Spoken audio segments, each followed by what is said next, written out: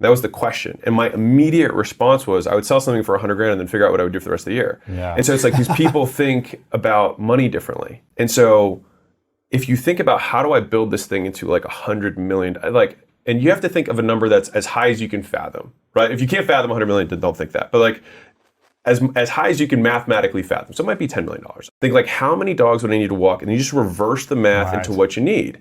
Right, and how then many people I need to hire, and how many? Yeah, and then you start with the inputs, because in the beginning the only inputs you have is going to be the content, it's going to be running the ads, it's going to be doing the warm, it's going to be doing the reach outs. Those are the inputs, and then everything else is going to stem from that. And then what will happen is if you have the advertising machine on the front end to bring people in, the bottleneck becomes your leading, rather than the selling and the product. So you'd still use one of the other methods. So then the focus then becomes how do I use that same? If you really want to get deep on those, how do I use that same skill set of advertising and then shift it to my internal?